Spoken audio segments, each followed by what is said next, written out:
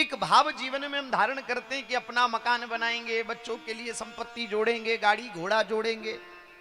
हाँ, सबने इस बात पर अपने अपने जीवन को जिया, पर विचार करिए अंतिम में सार क्या निकला, सार तत्व क्या प्राप्त हुआ।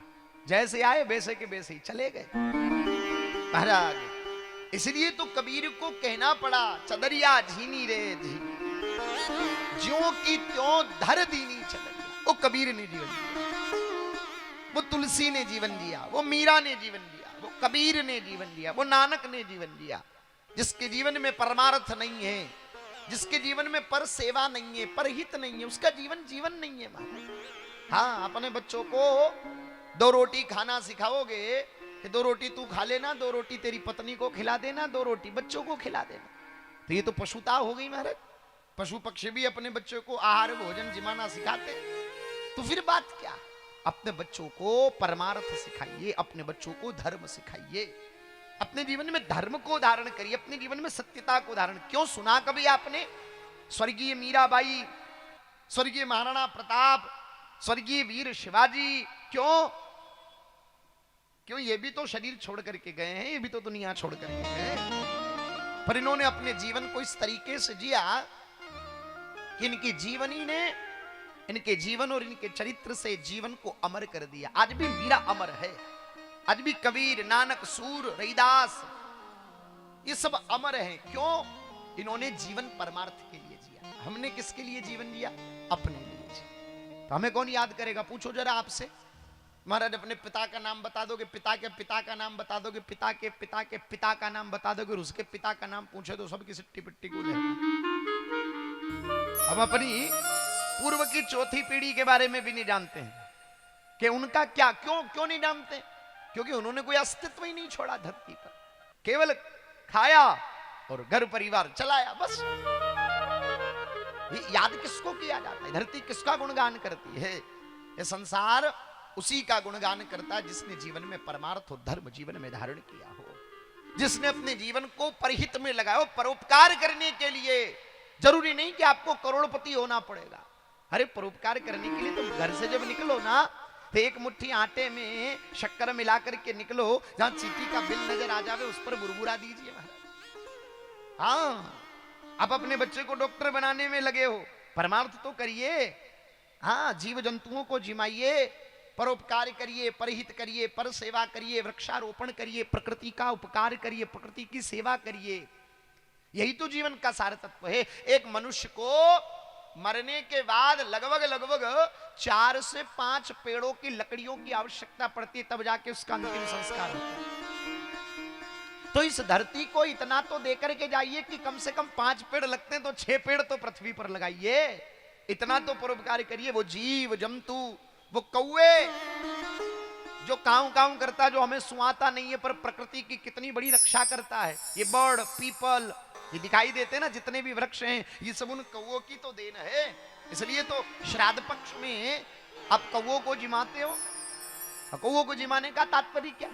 उससे क्या पितृ तृप्त होंगे? नहीं महाराज, ये तो हमारे ऋषियों ने बात बनाई कि इनको कैसे समझाया जाए, ये प्रकृति का संवर्धन कैसे करेंगे। उस समय कौवे का प्रजनन काल होता है महाराज, उनका वंश बढ़ने की समय की परिधि हुआ करती है, उस समय आहार की आवश्यकता उनको रहती है।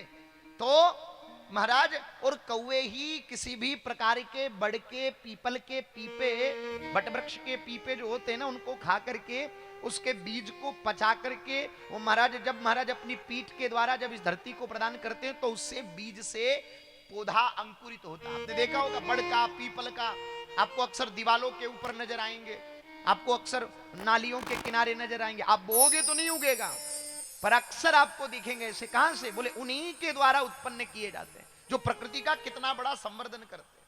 तो उन जीव जंतुओं के संवर्धन के लिए ऋषियों ने एक बात कह दी। बोले भैया, श्राद्ध पक्ष में कौवों को खीर पूरी जिमाम महाराज। इसलिए तो कहा कि उससे प्रकृति का संवर्धन हो सके। हम आप तो अपनी प्रकृति का संवर्धन कर ही नहीं रहे, और उनको पता था, इसलिए चिंतन किया। ये वट सावित्री का पूजन आप लोग करते हो, दशा माता का पूजन करते हो, ये सब क्या है? बोले महाराज, इस समय धरती के भीतर का जल स्रोत नीचे की तरफ चला जाता, तो वृक्षों को जल नहीं मिल पाता, इसलिए उनकी पूजा की जाती है। भर गर्मी का दिन आएगा, बैशाख आएगा, जेठ आएगा, फिर आगे तो ऐसे बांस में जीव जंतुओं को कौन अनाज देगा, कौन दाना डालेगा? खेतों में अनाज नहीं होता, खेतों में महाराज दाने नहीं होते, अन्न की बालियां नहीं होती, तो उन जीवों का कौन भरण पोषण करेगा? तो उनके भरण पोषण के लिए नियम दे दिया, चने की दाल को गला करके फिर आप उसे महाराज मां चढ़ा करके आओ, गेहूं को गला करके वहां चढ़ा करके आओ। गलने के बाद में उनकी अंकुरण शक्ति महाराज जब क्रम टूट जाता तो वो नष्ट हो जाती है, फिर वो अंकुरित नहीं होते, फिर वो जीव महीनों तक उन्हीं अनाज के दानों को पा करके अपना पेट भरते हैं। कितना परोपकार करवाया हमारे ऋषियों ने, हमारे मुनियों ने। सनातन धर्म की दिव्यता के बारे में हम आप क्या समझ ही नहीं पाए महाराज। पूरे दुनिया और पूरे ब्रह्मांड के विज्ञान तत्व को लेकर के सनातन बैठा हमारा, एक एक चीज, एक एक तत्व हमारे धर्म का जो हमें बहुत ऊर्जा और शांति प्रदान करने वाला है, पर हमने कभी अपने धर्म को स्वीकार करने में महाराज हम हिचकिचाते हैं। बात यहीं पर आकर के अटक रही है कि हम धर्मात्मा बने। केवल राम जी का फोटो स्टेटस पे लगाने से कोई सनातनी नहीं हो जाता, केवल महाराणा प्रताप की जय जयकार करने से कोई सनातनी नहीं हो जाता। उसके लिए अपने हृदय के भीतर धर्म और संस्कृति के सिद्धांत को धारण करने की आवश्यकता है, तब जाकर के हम सिद्धांत को जीवन में प्राप्त कर पाएंगे। इस बात से अवगत होइए, इस बात को अपने जीवन में धारण करिए, तब हम कुछ कर पाएंगे कि हाँ साहब हमने धर्म की सेवा करी। ये जीवन में धारण करो। मंदिर जाने का नियम है, रामायण पढ़ने का नियम है, और हम तो आपसे पहले भी कह चुका हूं मैं कि अपने घर में रामायण रखिए। और इस कथा का सार तत्व अगर आप कुछ महाराज सच्ची मायने में कोई बात भेंट करना चाहे तो यही करिएगा कि आप अपने घर में रामचरित्र मानस जी को ला करके जरूर विराजमान करिएगा और उनका अध्ययन करना प्रारंभ कर दीजिएगा। यही इस कथा की सबसे बड़ी भेंट होगी और सबसे बड़ी महाराज पूर्णता होगी। आप अपने घर में रामचरितमानस लाइए, अध्ययन करना प्रारंभ करिए। गीता जी लाइए, गीता जी का अध्ययन करना प्रारंभ करिए। आपके बच्चों को धर्म ग्रंथ से अवगत कराइए। और यही सारी चर्चाएं, यही सारी बातें विगत दिवसों से हम आप सब बड़े भाव से श्रवण करते हुए आए हैं। आनंद के साथ सराबोरता की दिव्य लीला हम सबके जीवन को पुष्ट और आनंदित करती है। भक्त और भगवान की मंगलमय चर्चा, भक्ति भक्त भगवंत गुरु चतुर नाम वपु एक, और इनके पद वंदन किए नाश ही विघ्न अनेक। अनंत अनंत रूपेण अनंत अनंत भाव के साथ श्री ठाकुर जी की दिव्य लीला आद्य जगत गुरु स्वामी रामानंदाचार्य जी महाराज के अवतार काल का पूर्ण हेतु केवल एक था, धर्म का रक्षण। एन केन प्रकारेण लोगों को सतमार्ग पर लगाने का कार्य, जो माया में, जो अहंकार में, जो मोह में। जय श्री राम, जय श्री राम। पधारो सर, पधारो।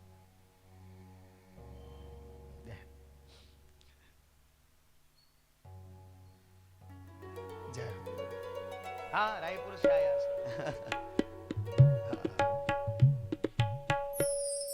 तो भगवान महत्रूपेण जीवन की दिव्य लीला, जीवन का दिव्य भाव समुद्भूतता रूप से आज इस बात पर पूर्णता को लेकर के आता है कि आचार्य चरण जगत गुरु स्वामी श्री रामानंदाचार्य जी महाराज ने अनंत रूप से धर्म के रक्षण के लिए क्या किया जाए वो कार्य संपादित किया। समाज को कैसे जोड़ा जाए, जो छिन्न भिन्न हो रहा था, ऊंच नीच में, भेदभाव में, हम आपस में ही लड़ रहे थे, हम आपस में ही भेदभाव कर रहे थे, हम आपस में ही ऊंच नीच का झगड़ा लड़ रहे थे, और उसी झगड़े का परिणाम निकला कि तीसरे ने आनंद लिया, और ये भारत सैकड़ों वर्षों तक गुलामी की बेड़ियों पर अड़ा रहा। और आज भी अगर उसी स्थिति पर हम अडिग रहेंगे महाराज, तो गुलामी की बेड़ियां हमें फिर न पहननी पड़ जाए। इस बात पर सटीकता से ध्यान रखिएगा। इस चिंतन के लिए, इस बात के लिए चिंतन करना परम आवश्यक है। और आचार्य चरण जगत गुरु स्वामी श्री रामानंदाचार्य जी महाराज ने धर्मांतरण रोकने के लिए, लव जिहाद जैसी घटनाओं को रोकने के लिए, किस प्रकार से धर्मांतरण की जो आंधी उस समय में चली थी उसको रोकने के लिए, किस प्रकार छुआछूत की जो बात समाज में फैली थी उसको मिटाने के लिए, मत मतांतरों से धर्म को भ्रष्ट करने के जो कार्य उस समय चलाए गए थे, जो षड्यंत्र किए गए थे, उनको मिटाने के लिए, जब शैव्य और वैष्णवों में विवाद महाराज युद्ध की द्वंदात्मक स्थिति पैदा हुई, उस कालखंड में प्रकट होकर के आचार्य चरण ने समस्त साधु समाज को, साधु संतों को एक सूत्र में, विद्वानों को एक सूत्र में बांधने का काम किया। और वही लीलाएं हम विगत दिवसों से श्रवण करते हुए आए हैं, जिनमें उनके प्रधान शिष्य हुए श्री कबीरदास जी महाराज। कबीरदास जी महाराज जी की दिव्य लीला प्रधान क्यों कहे गए? क्योंकि सबसे बड़ी क्रांति यहां हुई कबीरदास जी से, रहीदास जी से, ये प्रधानता रही। ये दो शिष्य 12 में से ये 2 शिष्य सर्वाधिक प्रसिद्ध कहे गए। सर्वाधिक प्रसिद्धि का कारण क्या? बोले आचार्य चरण की सबसे बड़ी क्रांति थी उस समय जब मतमतांतर की बात चली, जब दीक्षित करने के लिए महाराज जातिवाद का जब स्तर चल पड़ा तो उसे मिटाने का कार्य पहले आचार्य चरण ने किया और सबके लिए अपने द्वारों को खोला। कबीरदास जी को दीक्षा प्रदान करी और कबीरदास जी तो भगवान के अनंत श्री प्रहलाद जी के स्वरूप हुए। रहीदास जी महाराज जाति के चर्मकार थे और गुरुदेव के अनंत अनंत वीथी रीति नितांतता से श्री ठाकुर जी की दिव्य लीलाओं का गुणगान चलता रहा।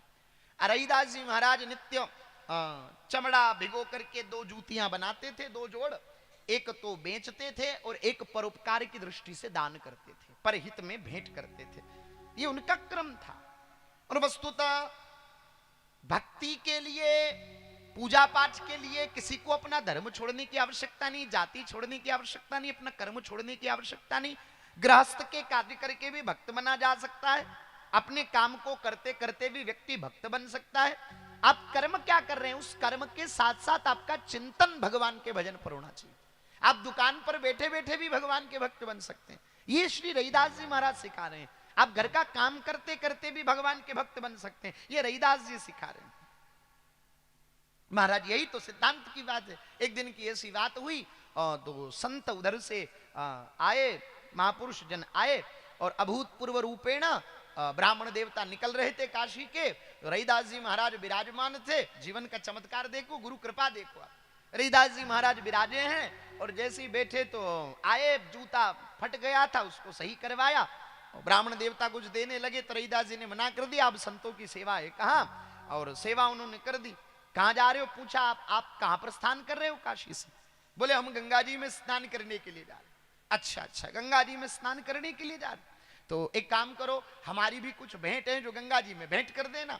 अब लेकर के जैसे ही महाराज गए गंगा जी में भेंट करने के लिए, तो उन्होंने एक कुछ सिक्का जो उस कालखंड में जो चलता था वो उन्होंने प्रदान किया रहीदास जी महाराज।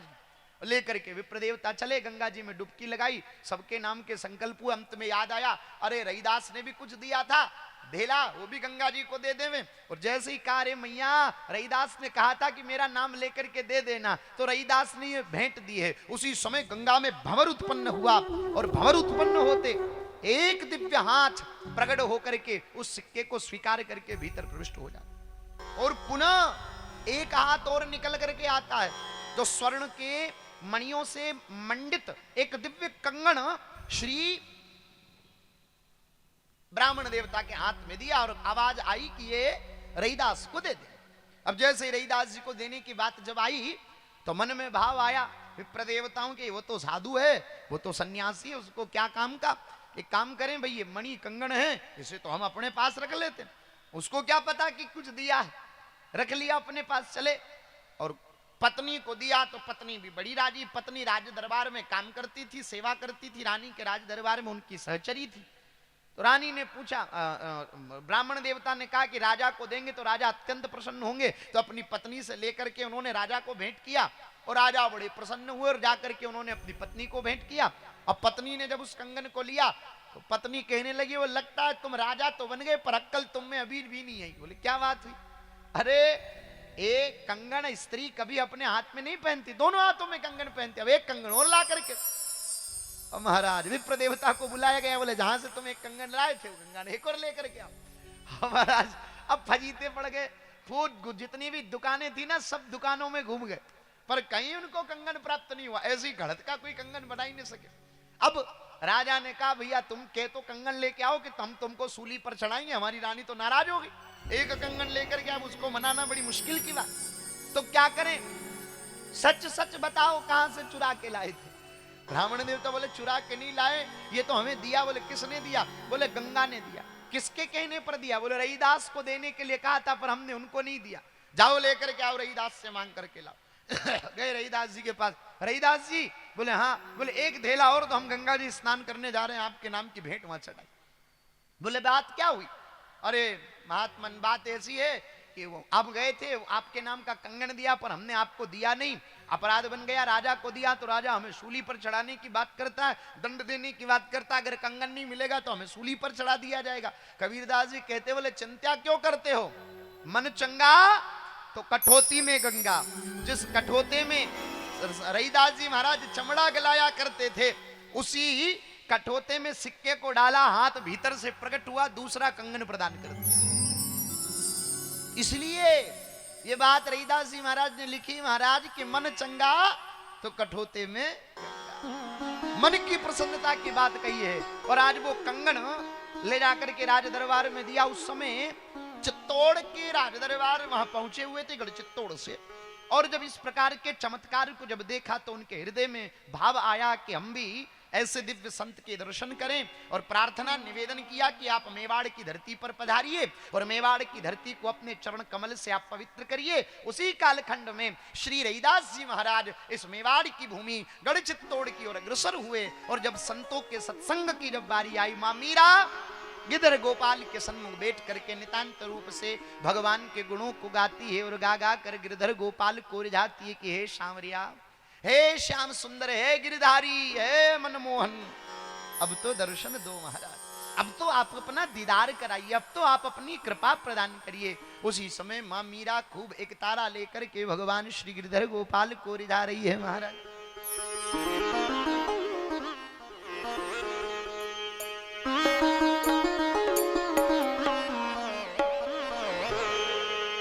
एकली खड़ी रे मीराबाई, एकली खड़ी,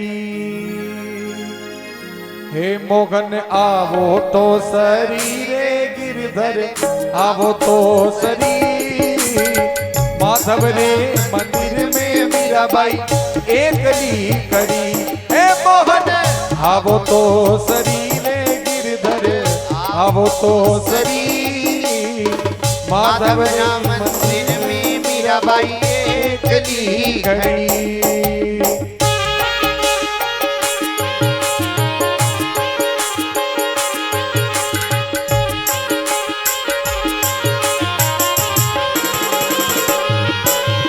अरे थे के वो तो सावरा में मोर मुकुट बन जाऊं, थे के वो तो सावरा में और मुकुट बन जाऊं, पेरण लागे सावरो रे, पेरण लागे सावरो रे, हर मस्तक पेरम जाऊं, हर मस्तक पेरम जाऊं, मोहन आवो तो सरी मोर गिरधर आवो तो सरी, माधव रे मंदिर में मीराबाई एकली खड़ी।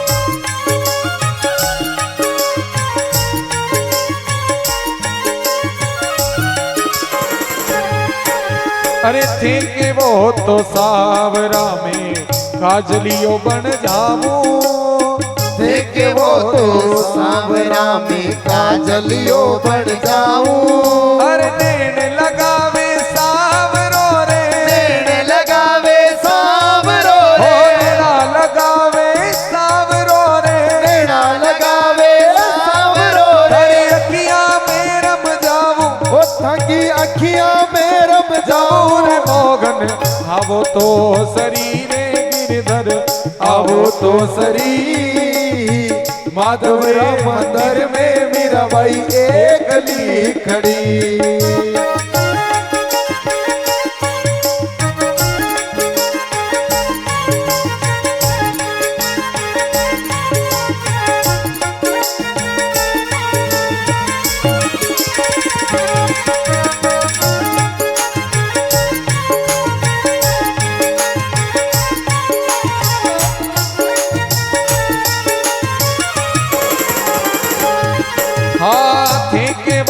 तो सावरा में पुष्पहार बन जाऊं, देखे वो तो सावरा में पुष्पहार बन जाऊं, और पेरण लागे सावरो रे,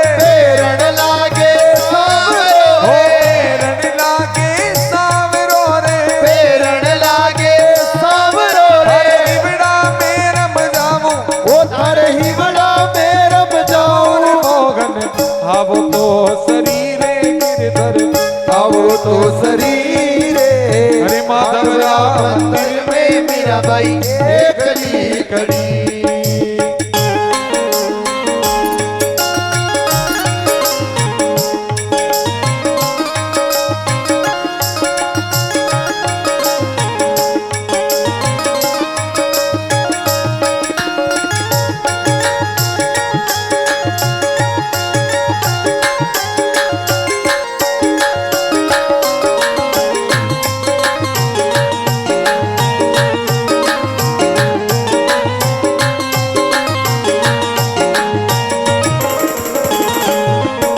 हाथी के वो तो सावरा में बांसुरिया बन जाऊं जी। देख वो तो सावरा में बांसुरिया बन जाऊं जी। घोट लगावे सावरो रे, घोट लगावे सावरो रे। थारे अंदरा पे रख जाऊं, थारे अंदरा में रम जाऊं रे मोहन आवो तो सरी मार गिरधर, आवो तो सरी रे। माधव राम दर में मीराबाई एकली खड़ी।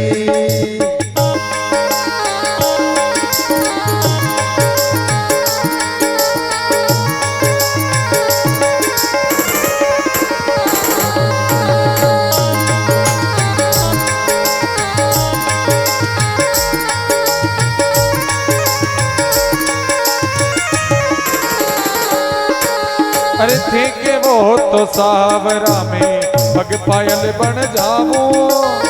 देख वो तो सावरा में पग पायल बन जाऊं। हो पेरण लागे सावरो रे, अरे पेरण लागे सावरो रे। पेरण लागे सावरो रे, पेरण लागे सावरो रे। अरे बाबा में रम जाऊं, ओ तक पावा में रम जाऊं। हे मोहन आवो तो शरीरे गिरधर, आवो तो शरीरे। माधव राम मंदिर में मीराबाई एकली खड़ी।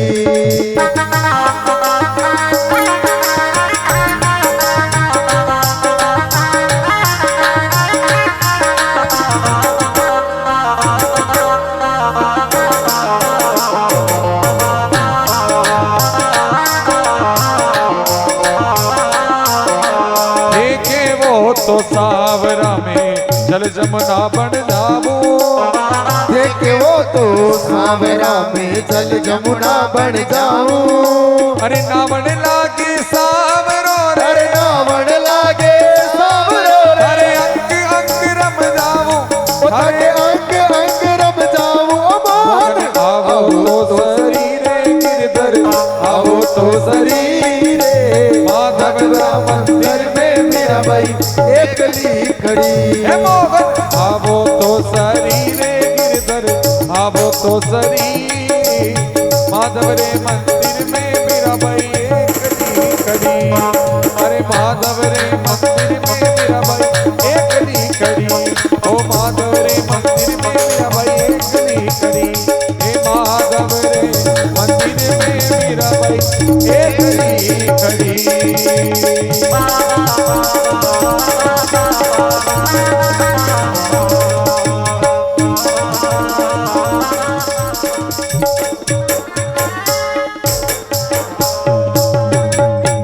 हे मोहन आवो तो शरीरे गिरधर, आवो तो शरीर।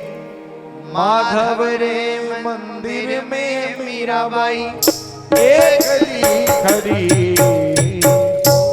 और आज गिरधर गोपाल से जब प्रार्थना करती है उसी समय आज भगवान रैदास जी महाराज जी का पावन पदार्पण इस मेवाड़ की धन्य धरती पर हुआ। मां मीरा को सखियों के द्वारा सूचना प्राप्त हुई कि आज दिव्य संत काशी से पधारे हैं, जो आज जगत गुरु स्वामी रामानंदाचार्य जी महाराज के शिष्य हैं, जिनकी विद्वत्ता, जिनकी कृपा, जिनका आशीष जीव के जन्म जन्मांतरों के आवागमन के चक्र से जीव को मुक्त कर देता है। ऐसे जीवन मुक्त महापुरुष पधारे। आज सत्संग का भाव लेकर के अपने निज महल में आज रैदास जी महाराज जी को निमंत्रण दिया है। पधारे, दिव्य आसन बिछा करके सत्संग का शुभारंभ हुआ और बारंबार रैदास जी महाराज एक ही बात जब अपने महाराज कड़ताल को लेकर के गाते हैं तो एक ही बात कहते, बोले प्रभु जी तुम चंदन हम पान। एक बात आप में हम में ऐसी कृपा हम पर कर दीजिए कि हम आपके लिए सहज बन जाएं। महाराज आप हमारे लिए सहज बन जाओ और हमारी तादम्यता आपके भीतर मिलकर के समाप्त हो जाए, मैं समाप्त हो जाऊं, मेरा अहंकार समाप्त हो जाए, मेरे जीवन की लहर समाप्त हो जाए। ये बात जब रहीदास जी महाराज गाते तो मां मीरा मंत्र मुग्ध हो गई और उसी बात को सुनकर के मां मीरा ने आज चरणों में पल्लू पसारा है। गुरुदेव आज ये मीरा आपके चरणों में अपने सर्वस्व को अर्पित करती है। कृपा करो गिरधर गोपाल की मिलन की उस धारा को सहज कर दो। आपके अलावा मुझे गिरधर गोपाल से कोई नहीं मिला सकता, गुरु कृपा के बिना भगवान से कौन मिला सकता है। और जैसे ही महाराज कृपा की याचना मांगी, मानो सहजता से श्री आज आचार्य रैदास जी महाराज ने सहजता से अपने सर्व जीवन की संपत्ति, अपने जीवन का आधार, अपने जीवन के धन को राम भजन के रूप में मां मीरा के आज आंचल में प्रभावित कर देना। बोलिए सतगुरु देव भगवान की जय। और मां मीरा गा उठी, महाराज पायो जी मैंने राम रतन धन पायो, वस्तु अमोलक दी मेरे सतगुरु, कृपा कर अपनायो, पायो जी मैंने राम रतन धन। मां मीरा नितांत गिरधर गोपाल की आराधना करती है, पर कब मीरा जी के परम आराध्य गिरधर गोपाल की प्राप्ति राम मंत्र में परिवर्तित होती है, महाराज कोई सहसा बात बन न सके। गुरु कृपा का परिणाम गिरधर गोपाल की प्राप्ति राम नाम के बल पर हुई। गुरु तारक मंत्र केवल राम नाम। हमारा इष्ट चाहे कोई भी हो, पर महाराज गुरु प्रदत्त मंत्र ही हमें भक्ति मार्ग की ओर अग्रसर कर सकता है। सर्वस्व हथियार अस्त्र शस्त्र शास्त्र ज्ञान विद्वत्ता षडाक्षरी मंत्र की जो धारा आचार्य चरण ने धरती पर प्रभावित करी, मंत्र जाप की, मंत्र ही प्रधान बताया। मंत्र राज की 4 महाराज अवस्थाएं बताई गई और उन चारों महाराज अवस्थाओं को पार करने पर रहीदास जी ने मां मीरा को स्वीकार किया। मां मीरा को भक्ति का बीज प्रदान हुआ। मां मीरा गुरुदेव के उस कृपा प्रसाद को लेकर के पुष्कर आदि तीर्थों से होती हुई वृंदावन पहुंचती है और वृंदावन में बहुत काल खंड तक मां मीरा जब रहती है तो हृदय में भाव आया कि अब मुझे गिरधर गोपाल को पाना है। और मां मीरा द्वारिका के लिए प्रस्थान करती है और जब मीरा जी द्वारिका के लिए प्रस्थान करती तो मेवाड़ में अकाल पड़ने लगा। और जब मेवाड़ में जब अकाल पड़ने लगा, हर प्रकार का कालखंड जब व्यतीत होने लगा, तो इस कालखंड को कैसे महाराज सुरक्षित किया जाए, इस भूमि को कैसे उपजाऊ बनाया जाए, यहाँ जल की धारा को कैसे प्राप्त किया जाए। तब राणा ने बहुत सारे संतों को बुलाया, ब्राह्मणों को बुलाया, पुरोहितों को बुलाया और सबका मत मतांतर जाना कि आखिर बात क्या है, कारण क्या है। तब पूछा गया, सभी संतों का एक मत निकल करके आया, महाराज इस मेवाड़ की धरती ने भक्त का अपराध किया है। भक्त अपराध का परिणाम आज ये धरती सूखी पड़ती चली जा रही है। अगर उन भक्त की कृपा हो जाए, उनके चरण अगर मेवाड़ पर पुनः पड़ जावे तो ये मेवाड़ आनंद को प्राप्त कर सकता है। उसी समय महाराज चल पड़े। मां मीरा को लिवाने के लिए आज्ञा दी राज पुरोहितों को, जाओ, अगर बिना मीरा को लेकर के आओगे तो मृत्यु दंड दे दिया जाएगा। मां मीरा को लिवाने के लिए चल पड़े द्वारिका में। मां मीरा भावावेश होकर के समुद्र के तटस्थ होकर के श्री गिरधर गोपाल को बार बार पुकारती, हाँ गिरधर, हाँ गिरधर, हाँ गिरधर, गिरधर गिरधर गिरधर गिरधर गिरधर गिरधर। दिन रात केवल एक नाम रटन जब गिरधरा गिरधारी की लगी, मां मीरा मूर्छित हो पड़ती, सूख करके केवल और केवल महाराज शरीर मात्र हड्डियों का ढांचा रह गया। राजपुरोहितों ने प्रार्थना करी, मां मीरा अब मेवाड़ की लाज आपके हाथ में, ब्राह्मणों की लाज तुम्हारे हाथ में, अगर तुम न चलोगी तो सारे ब्राह्मणों का वध कर दिया जाएगा और आप ब्राह्मणों का अपराध अपने सिर क्यों मंडती है। मां मीरा मेवाड़ की धरती को पुनः हरियाली से पवित्र कर दीजिए।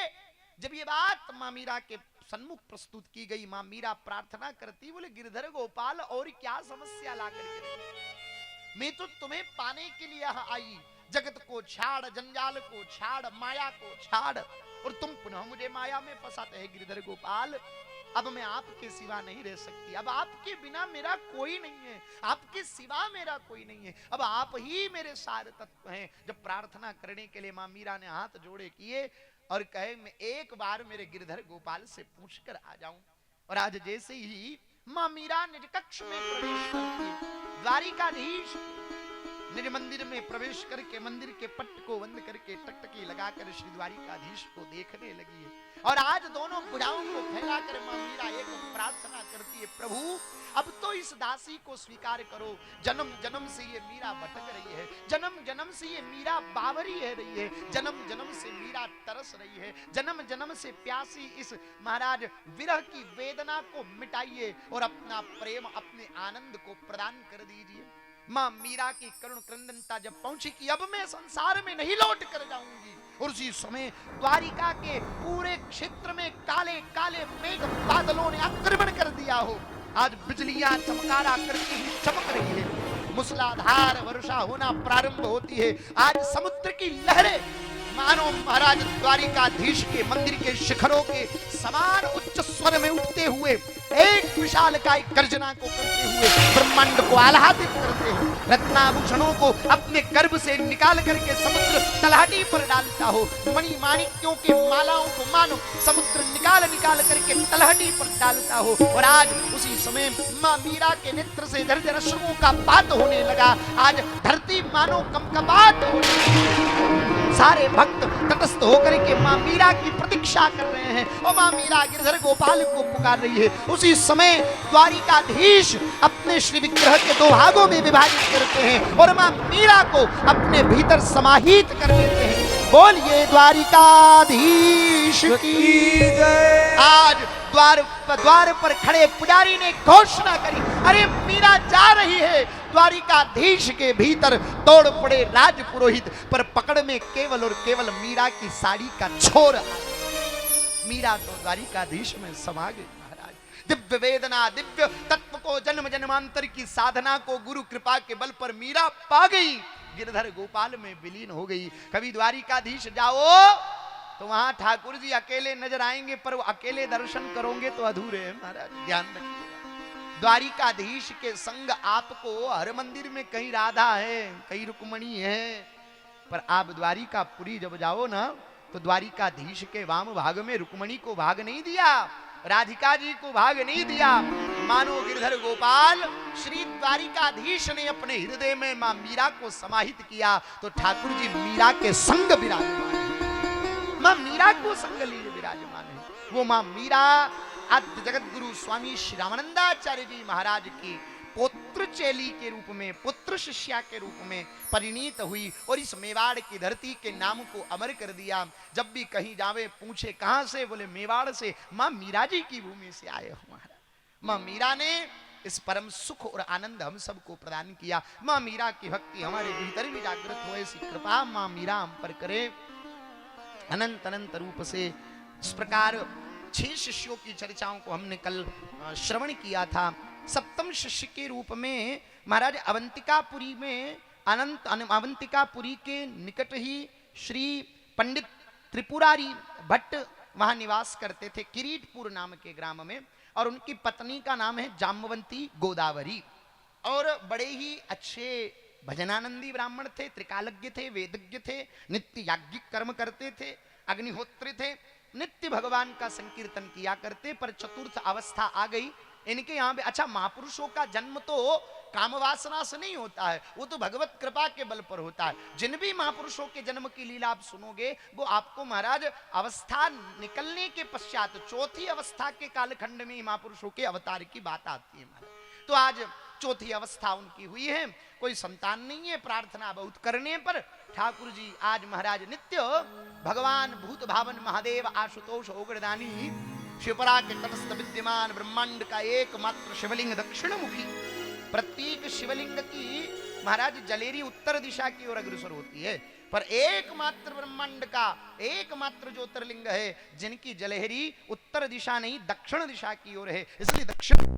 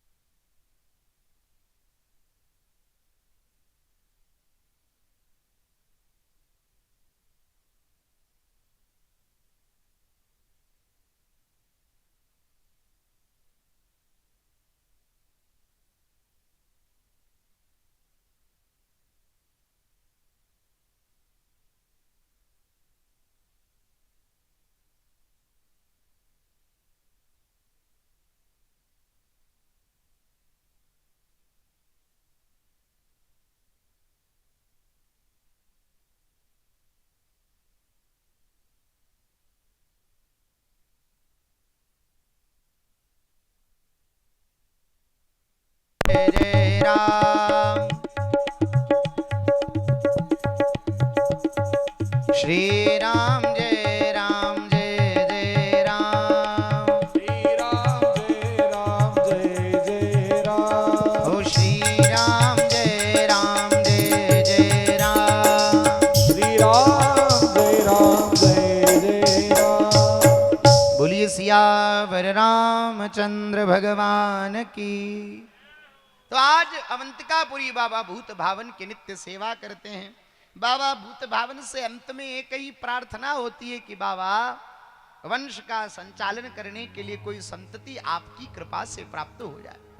और आज जब दोनों दाम्पत्य बड़े भाव के साथ प्रार्थना करते तो आज मानो भगवान भूत भावन आशुतोष ओगड़दानी शिपरा के तट पर विद्यमान बाबा भूत भावन महादेव, जो पृथ्वी का नाभिक क्षेत्र कहलाता है, पूरे पृथ्वी का मध्य केंद्र भारत है और भारत का मध्य केंद्र मध्य प्रदेश और मध्य प्रदेश का मध्य केंद्र अवंतिकापुरी और अवंतिकापुरी का मध्य केंद्र जो बिंदु स्वरूप है भूमध्य रेखा, जो पृथ्वी को मध्य भाग से विभाजित करती है, वो भूमध्य रेखा बाबा भूत भावन महादेव के ज्योतिर्लिंग के ऊपर से होकर के गुजरती है।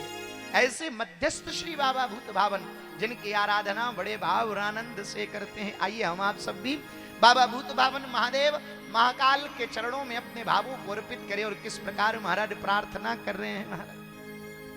महाकाल की इस नगरी में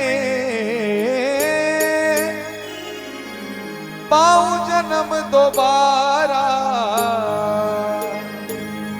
हो शंकर भोलानाथ गए हमारा तुम्हारा तुम्हारा हमारा। ओ शंकर भोलेनाथ है हमारा तुम्हारा तुम्हारा। महाकाल की इस नगरी में पाऊं जन्म दोबारा, महाकाल की इस नगरी में पाऊं जन्म दोबारा। शंकर भोलानाथ गए हमारा तुम्हारा तुम्हारा हमारा।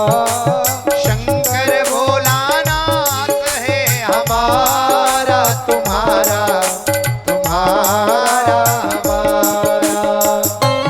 हर हर महादेव। दोनों हाथ उठा करके महामृत्युंजय महादेव की।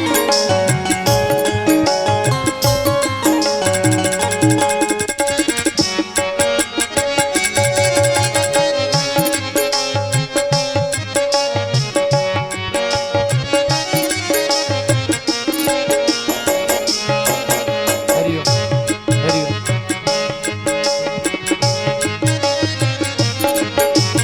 इस नगरी के कंकड़ पत्थर हम बन जाए, ओ इस नगरी के कंकड़ पत्थर हम बन जाए।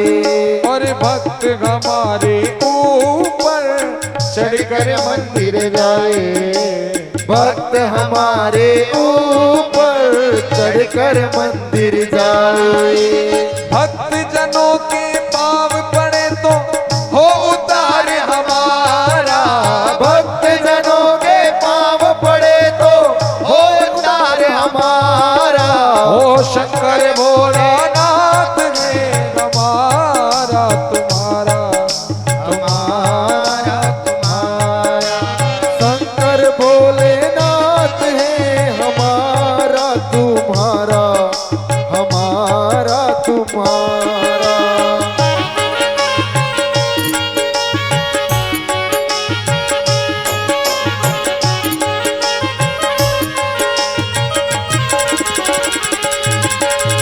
जब भी ये तन त्यागू शिपरा तट पर, जब भी ये तन त्यागू शिपरा तट पर। और इतना करना स्वामी और मरू मर घट पर, इतना करना स्वामी और मरू मर घट पर। मेरी बस में चढ़े आप पर पाऊं प्यार तुम्हारा, मेरी बस में चढ़े आप पर पाऊं प्यार तुम्हारा। शिव शंकर भोलेनाथ है हमारा तुम्हारा, हमारा तुम्हारा।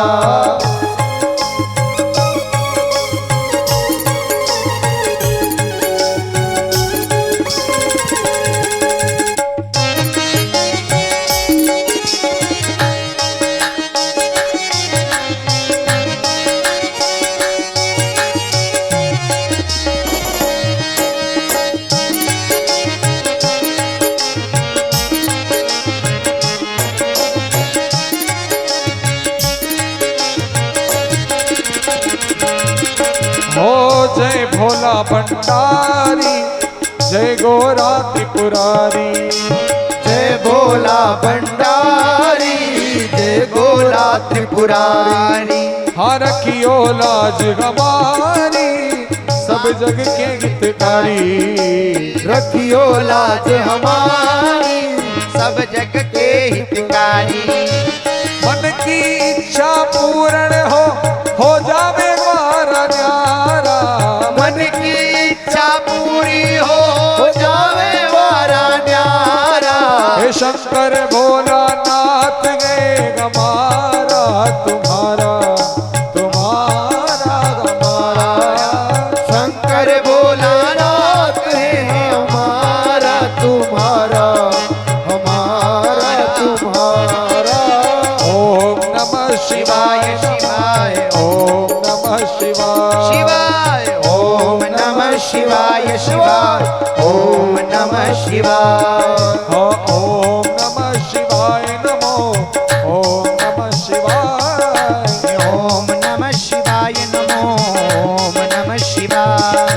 शंकर भोलानाथ है हमारा तुम्हारा, तुम्हारा हमारा। शंकर भोलानाथ है हमारा तुम्हारा, तुम्हारा हमारा, तुम्हारा तुम्हारा शंकर भोलानाथ है हमारा तुम्हारा, तुम्हारा। और आज बाबा भूत भावन के चरणों में जब दोनों पति पत्नी ने प्रणाम किया, बाबा भूत भावन के मस्तिष्क से फूल उतर करके आज महाराज अनंतता से जामवंती जी की गोदी में प्रविष्ट कर गए। आज भगवान भूत भावन का प्रसाद मान करके जीवन में आनंद का भाव रहा। 9 मास बीतने पर सुंदर से पुत्र को जन्म लिया। महाराज जिसकी कांति चंद्रमा के समान देदीप्यमान थी, उनका नाम रखा। नामकरण सब संस्कार पूर्ण करने के बाद चंद्रहारी उनका नामकरण किया। अभूतपूर्व रूपेण बाल्यकाल में ही इन्होंने सारी विद्याओं को प्राप्त कर लिया। 5 वर्ष की अवस्था पूर्ण होने तक इन्होंने महाराज गीता, रामायण, वाल्मीकि रामायण, उपनिषद को कंठस्थ कर लेना। अंत में शिक्षा अध्ययन करने के लिए काशी को भी शिक्षा का बहुत बड़ा गढ़ माना गया है और शास्त्रार्थ और विद्वानों की भूमि बताई गई है। विश्वनाथ की जैसे काशी नगरी विद्वानों की भूमि कही जाती है, ऐसे ही अवंतिकापुरी को भी विद्वानों की भूमि कही जाती है। बाबा भूत भावन महादेव की नगरी में महाराज शास्त्रार्थ पहले हुआ करता था और पूर्व कालखंड में ये नियम होता था। शास्त्रार्थ में जो एक दूसरे को परास्त कर देते थे, तो जब तक उसके वंश में दूसरा कोई उसे परास्त करने वाला पैदा नहीं होगा, तब तक उसके परिवार का भरण पोषण हारने वाले को करना पड़ेगा, जीतने वाले के परिवार का। ऐसे ऐसे नियम थे महाराज। तो ये पद्धति जब थी तो उस समय श्री त्रिपुरारी भट्ट जी शास्त्रार्थ में परास्त हो चुके थे और वो अपने कालखंड से जिससे वो परास्त हुए उन्हीं के परिवार का पालन पोषण करते थे। एक दिन पिता घर पर नहीं थे और चंद्रहरि जब घर पर विराजमान थे और वो उनके वंश के आए, भैया परिवार को पालने का भत्ता दो। तो बोले किस बात का? बोले तुम्हारे पिता परास्त हुए हैं शास्त्रार्थ में और हमारे परिवार का पालन पोषण जब तक करेंगे जब तक तुम्हारे वंश में कोई दूसरा शास्त्रार्थ करने वाला पैदा ना हो जाए और हमें परास्त ना कर दे। तो चंद्रहरि ने कहा हम आपको धन नहीं देंगे, मैं शास्त्रार्थ करने के लिए तैयार हूं। और शास्त्रार्थ पूरे अवंतिकापुरी में सूचना फैली गई और सारे बड़े बड़े विद्वान एकत्रित होकर के बैठे हुए हैं आमने सामने दोनों। आज शास्त्रार्थ करने के लिए जब बैठे तो शास्त्रार्थ की नीति किस प्रकार की चली, ये बैठ करके जब शास्त्रार्थ करने लगे तो उन्होंने निर्णय लिया।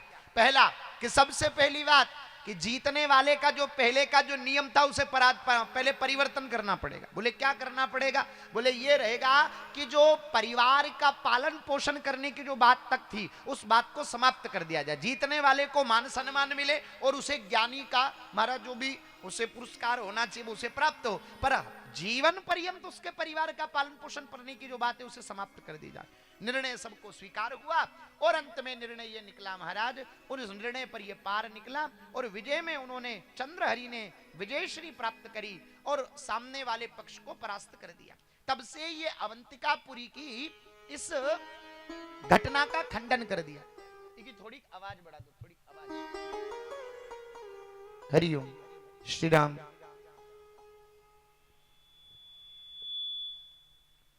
तो महाराज आज श्री चंद्रहरि जी ने उस बात को स्वीकार कर लिया और चंद्रहरि की जय जयकार होने लगी। अवंतिकापुरी में उन्होंने शिक्षा प्राप्त करी। गुरुदेव श्री रामानंदाचार्य जी महाराज के बारे में उन्होंने श्रवण कर रखा था और उसी समय महाराज अनंत आनंद के साथ वो अवंतिकापुरी से काशी की यात्रा की ओर प्रस्थान करते हैं और अपने जीवन को उन्मुक्त समाज की, राष्ट्र की और धर्म की सेवा में समर्पित करने के लिए गुरुदेव श्री आचार्य चरण के चरणों में जब समाहित होते हैं और गुरुदेव आचार्य चरण अपनी गुफा से निकल करके शंख की ध्वनि करते हैं और उस शंख की ध्वनि के दिग्दिग नाद के प्रभाव से आज महाराज अनंतता से श्री महाराज चंद्रहरि के नेत्र बंद हो गए, समाधिस्थ हो गए और कुंडलिनी के सहस्त्र चक्रों में से 4 चक्रों को स्वतः उन्होंने शंखनाद से जागृत कर दिया और अंत में माथे पर हाथ रख करके विरक्त पंच संस्कारित करके उनको दीक्षा प्रदान करी,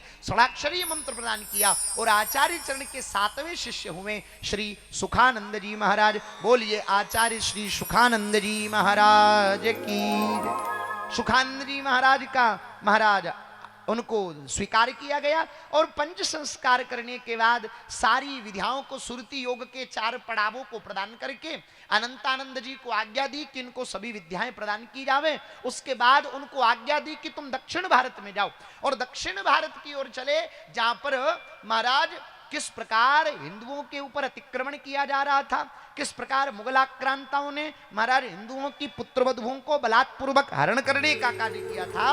उस कालखंड में जब पहुंचे तो श्री सुखानंद जी ने उसी कालखंड की उस महाराज स्थिति को उन्होंने पूर्णतः आचार्य चरण की कृपा को प्राप्त करके महाराज अनंत अनंत रूपेण अनंत अनंत आनंद के साथ धर्मांतरण की विषबेलरी जो चल रही थी धर्म परिवर्तन करने की, उस स्थिति को महाराज दक्षिण भारत की यात्रा करते हुए चित्रकूट की ओर अग्रसर हुए।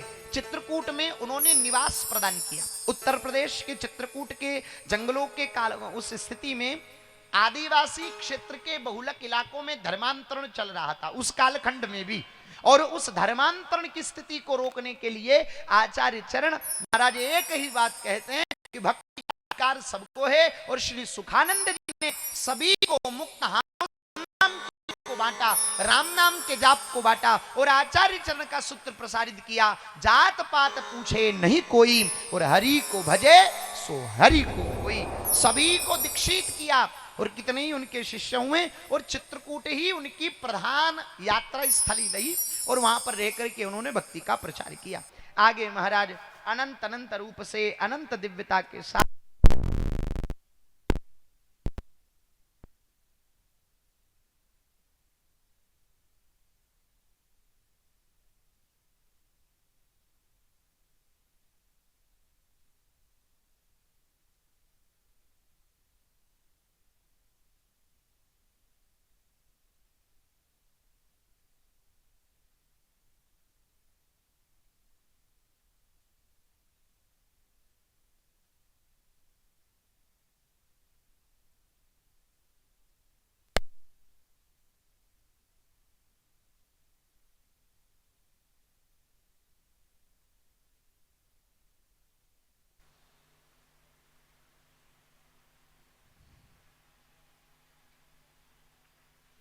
हरिओम। बोलिए जगत गुरु स्वामी श्री रामानंदाचार्य जी महाराज की। इस प्रकार सुखानंद जी को धारण किया और सुखानंद जी ने भक्ति के प्रचार के माध्यम से धर्मांतरण की बेलड़ी को सुखाने का काम किया और आगे इसी पद्धति में चल करके आचार्य चरण के 8वें शिष्य के रूप में श्री धन्ना जी महाराज हुए हैं। और धन्ना जी अनंत अनंत रूपेण राजस्थान के टोक जिले के ग्राम धुवन के पन्ना जाट के पुत्र श्री धन्ना जी हुए हैं। धन्ना जी बाल्यकाल से काश्तकार किसान वर्ग के हुए, खेती बाड़ी इनकी खूब लंबी चौड़ी थी महाराज, किसी चीज की इनकी खेती बाड़ी में कोई कमी नहीं थी, हर प्रकार का आनंद ही आनंद धन्ना जी के यहाँ था महाराज। और धन्ना जी तो भगवान के परम भक्त हुए हैं, परम कृपा उन्होंने भगवान की प्राप्त करी। धीरे धीरे बाल्यकाल की अवस्था में खेल कूद इत्यादि में अपने जीवन को व्यतीत किए। बड़ी दिव्य प्रतिभा के धनी थे श्री धन्ना जी महाराज। एक बार संतों की जमात आई और संतों की जब जमात आई महाराज तो संतों की जमात आई तो रुकी आंगन में उनके पिताजी ने संतों की सेवा करी। भी काश्तकार जो हुआ करते हैं वो बड़े सेवा भावी होते हैं, दान अन्नदान बड़ा महत्वपूर्णता से करते हैं। अन्नदान की महिमा सबसे बड़ी महिमा कही गई है। इस संसार में अन्नदान से बड़ा कोई दूसरा दान नहीं हो सकता। अब सोने का करो, चांदी का करो, हीरे मोती का करो, जमीन का करो, कहीं न कहीं तो असंतोष आ ही जाता है। लेने वाले के हृदय में भाव आ जाता है, इसको इतना दिया थोड़ा और देता तो क्या चला जाता, तृप्ति नहीं देता दूसरा दान। पर अन्नदान, किसी भूखे को अपने घर पे बुला करके रोटी जिमाओ, 1 खाएगा, 2 खाएगा, 5 खाएगा, 10 खाएगा, जो पेट भर जाएगा तो जबरदस्ती भी रखोगे तो कहेगा महापूरण, मेरी आत्मा तृप्त हो गई, मन तृप्त हो गया। तो तृप्ति का दान कौन सा है? अन्नदान। अन्नदान से बड़ा जगत में कोई दान नहीं। तो अन्नदान की महत्वता, परसों के दिन अपने यहाँ पर भी विशाल संतों का भंडारा होगा, भक्तों का भंडारा होगा। तो इस दिव्य श्री देवादास जी महाराज जी की बगीची में 7 दिवसीय इस आद्य जगत गुरु रामानंदाचार्य भगवान जयंती के पावन अवसर पर श्री राम महायज्ञ में और भागवत कथा में और जो मेवाड़ मंडल के सभी जो संत भगवान पधारेंगे, महंत श्री महंत पधारेंगे, उन सबके दर्शनों का सौभाग्य भी मिलेगा।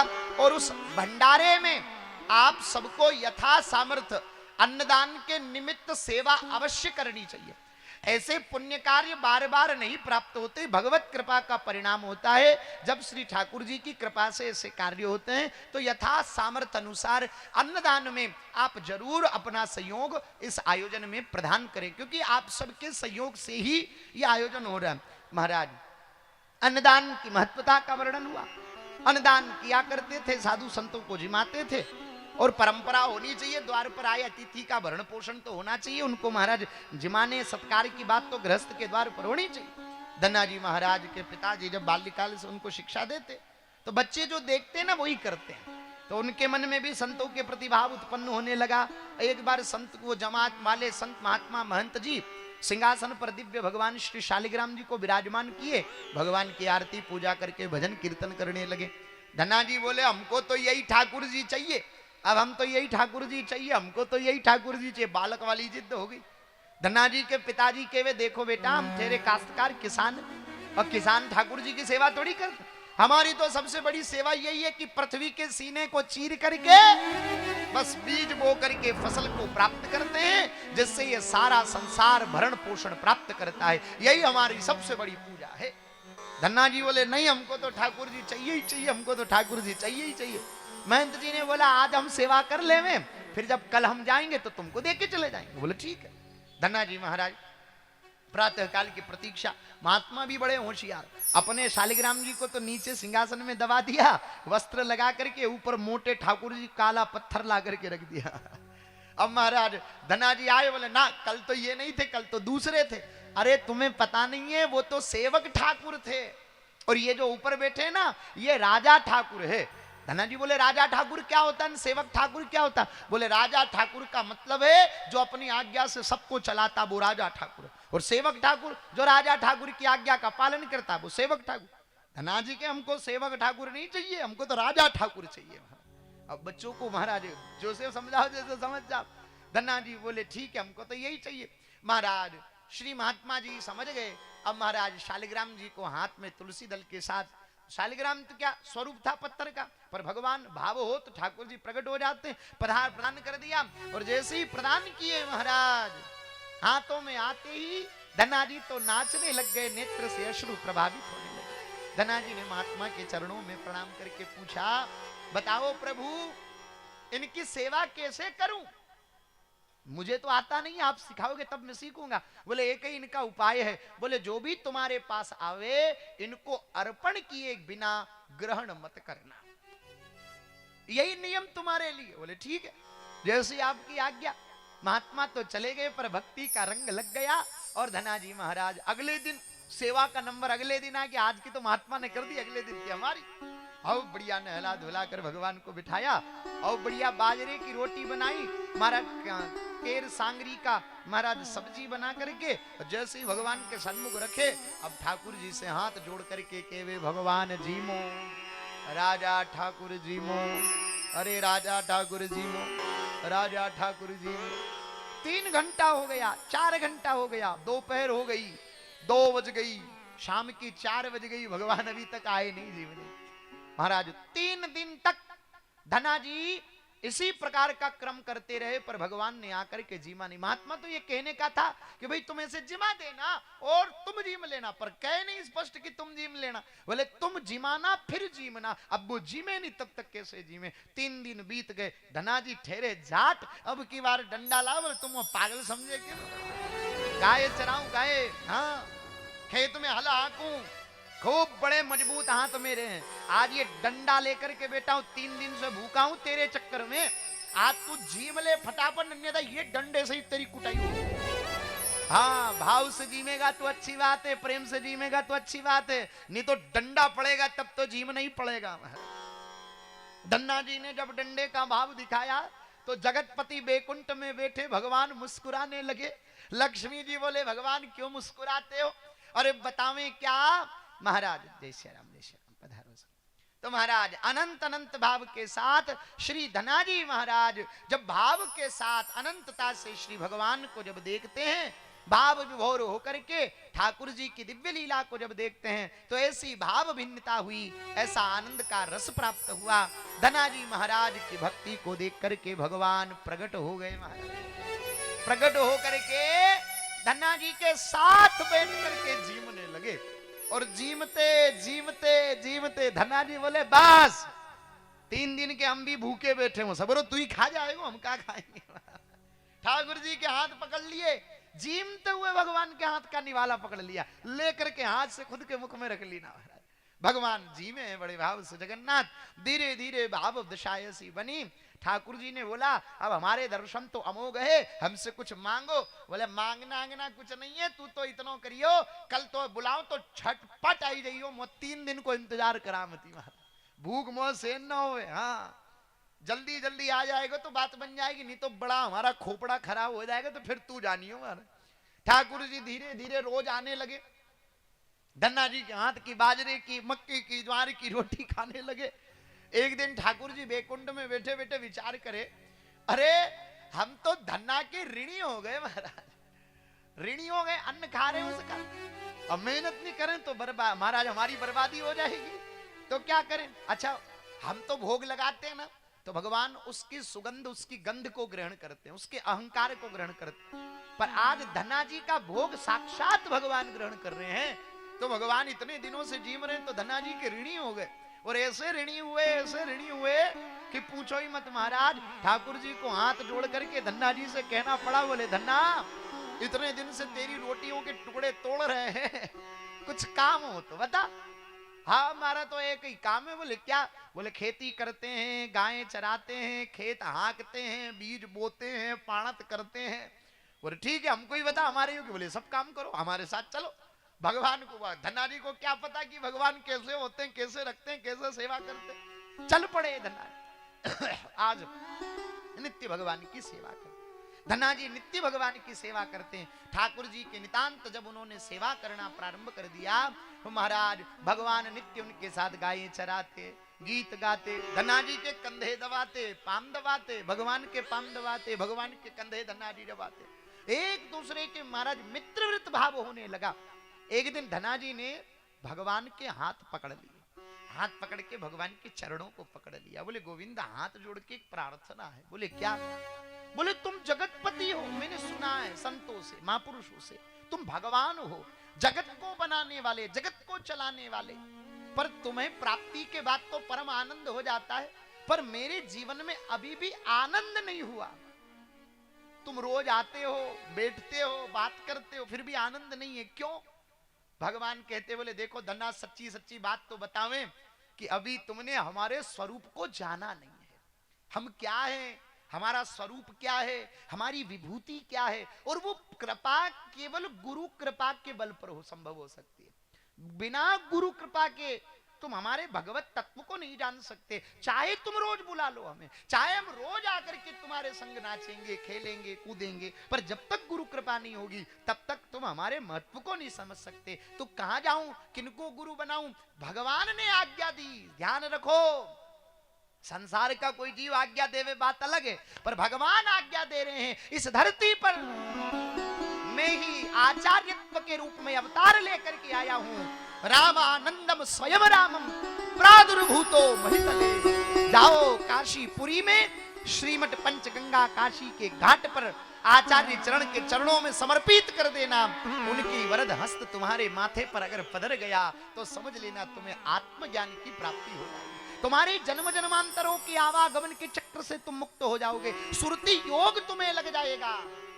आज निर्गुण सगुण ज्ञान की प्राप्ति तुम्हें हो जाएगी। तुम सत्य को उपलब्ध हो जाओगे। तुम परमार्थ के मार्ग को जीवन में धारण कर लोगे। चल पड़े श्री धना जी और आचार्य चरण के चरणों में महाराज नतमस्तक होकर के प्रणाम कीने। और प्रणाम करके महाराज अभूतपूर्व रूप से आचार्य चरण ने कृपा की। राजस्थान की भूमि से कोई अगर शिष्यत्व को धारण करने के लिए जाता तो आचार्य चरण बहुत जल्दी शीघ्र दीक्षा प्रदान कर देते। उसका मूल कारण क्या था कि राजस्थान की ही मात्र एक भूमि थी जो उस मुगलों के आक्रमण पर लड़ने के लिए तटस्थ होकर के उनको महाराज खदेड़ करके भारत से भगाने में मुख्य भूमिका निभाई। तो वीरत्व और शौरत्व को ध्यान में रखते हुए आचार्य चरण ने आज धना जी को दीक्षित किया। और महाराज आचार्य श्री आचार्य चरण जगत गुरु रामानंदाचार्य जी महाराज के शिष्य परंपरा के 12 शिष्यों में 8वें शिष्य श्री धना जी महाराज हुए। बोलिए भक्त धना जी महाराज की। धना जी को दीक्षा प्रदान कर दी और सहजता से दीक्षा लेकर के राम राम का जप करते हुए राम नाम की सुरति को लेकर के चारों प्रकार के सुरति योगों का ध्यान अभ्यास करते हुए अनंतानंद जी ने परिपक्वता प्रदान कर दी। और धना जी जब लौट करके आए तो महाराज भगवान की भक्ति करते फिर इनका ब्याह हो गया। खेती में बीज बोने के लिए एक दिन चल पड़े और जैसे ही बीज बोने के लिए एक दिन चले तो बीज बोने के लिए चले तो पत्नी ने गन्ने दिए और कहा कि गन्ने को बो करके आ जाओ। गांठे तोड़ तोड़ करके दे रखी थी। अब धना जी ने गाड़ी में लाद करके चल पड़े। रास्ते में संतों की जमात मिल गई। संतों की जमात मिली, महाराज संतों को दंडोत किया। परंपरा थी, ज्ञान था, गुरु कृपा थी। एक एक संतों को दंडवत प्रणाम कीनी। संतों ने आशीर्वाद दिया। अरे वाह भगत, जीवता रे जीवता रे। अरे अटे एक भगत धनो रेवे है। वाह भगत धनारा दर्शन करना में वाह धनारी बात गणी हुणी जो आज दर्शन करवा का वास्ते आया। महाराज प्रार्थना सुनते ही धनों की बात जब धना जी के सामने संतों ने बात कही तो धना जी के वे महाराज इन शरीर नहीं धनों के वे महाराज। अरे संत बड़े राजी हो गए। अरे वाह धना तू यहीं मिल गया, अच्छी बात। हम द्वारिका जा रहे हैं दर्शन करने के लिए, दक्षिणा करा दे हमको यहीं। धना जी बोले गेला में कुकर दक्षिणा करा दू, मारा घरे चालो, रोटिया बनावा, साग बनावा, अपने जिमावा और महाराज को सत्संग कह रहा, नाम जप कह रहा, पछे आप पधार दो, दक्षिणा ले पछे जाजो। अरे धना द्वारिका छेटी गणो और महाराज यो गेलो पार करला तो बात ठीक रे। तू तो मां के जो भी दक्षिणा करानी में जो अटीश करा दे। धना जी ठहरे गांव के बोले।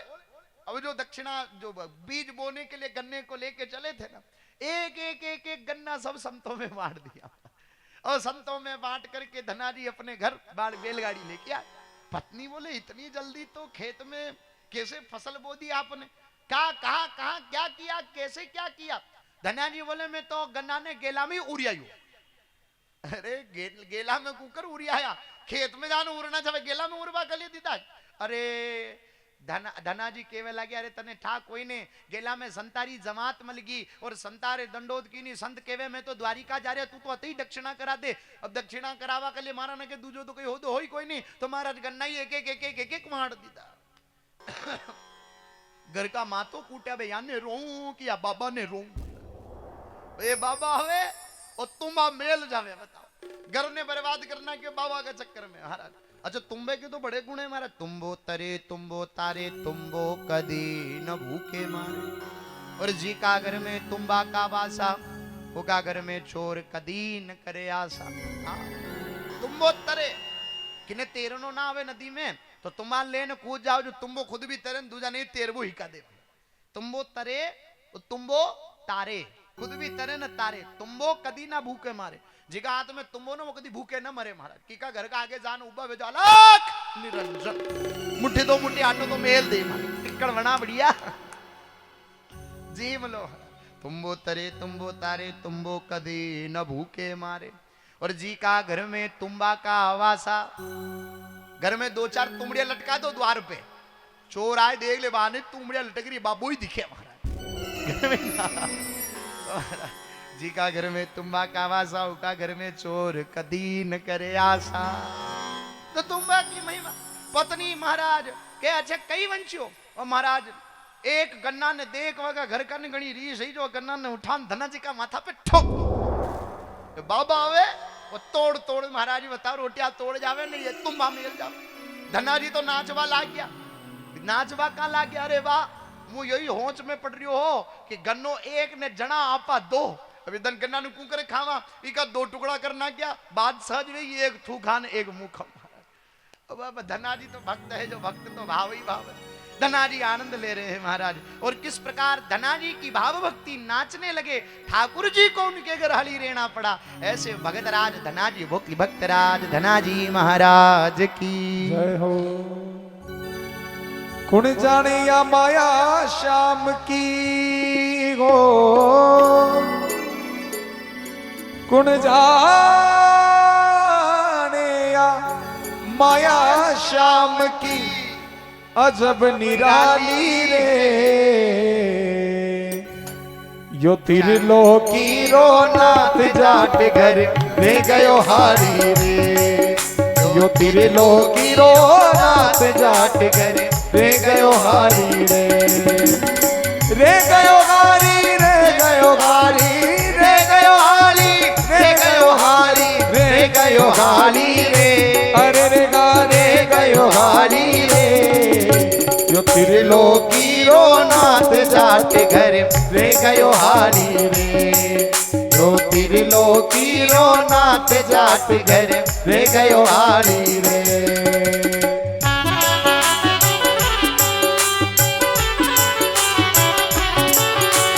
हरि बोल।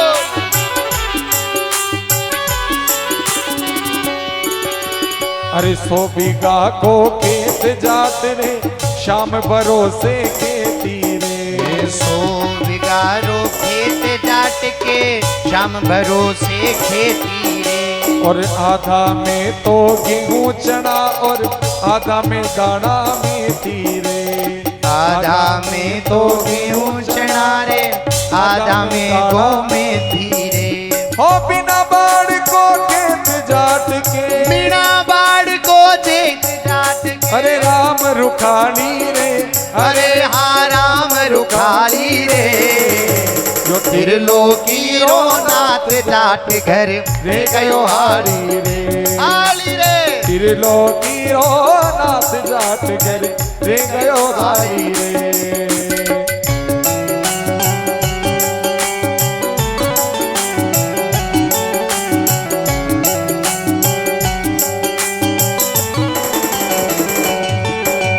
अरे भूरी बेस चमकनी जात के दो छेरा दो नारा रे। भूरी भैंस चमकनी जाट के दो छेरा दो नारा रे। बिना बाढ़ को बाड़ो जमे वांदे न्यारा न्यारा रे। बिना बाढ़ को बाड़ो जाट के बांधे न्यारा न्यारा रे। आवे चोर जद उबो दिखे हो आवे चोर जब उबो दिखे। और गाने गाली रे। अरे हाँ गाने गाली रे। त्रिलोकी रो नाथ जाट घर रे गयो हारी रे हारी जो त्रिलोकी रो नाथ जाट घर रे गयो गारी रे।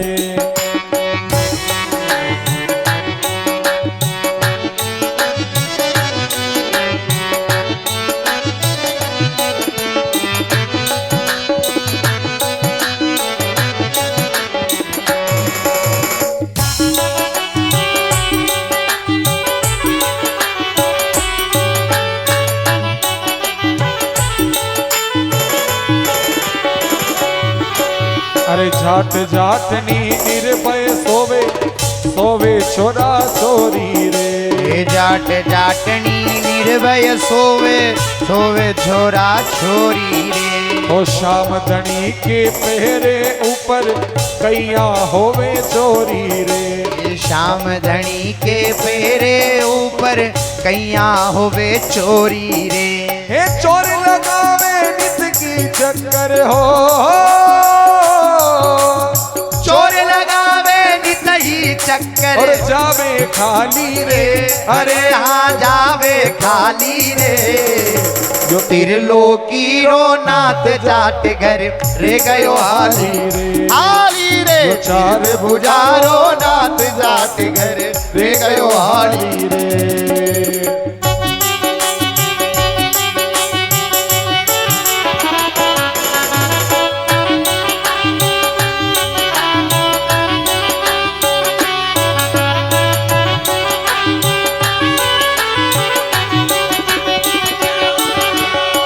बाजरे की रोटी खावे ऊपर घी को लचकोरे। बाजरे की रोटी ढावे ऊपर घी को लछोरे। पालक की तरकारी सागे भरे मूली को बटकोरे। पालक की तरकारी साथे भरे मूली को बटकोरे। हो छाछरा बड़ी रा करे कलेवा, छाछरा बड़ी रा करे कलेवा। भर भर थाली रे। अरे हाँ भर भर थाली रे। यो त्रिलोकी रो नाथ जाट घर रे गयो हाली रे हाली रे। जो चार बुझारो नाथ जाट घर रे गयो हाली रे।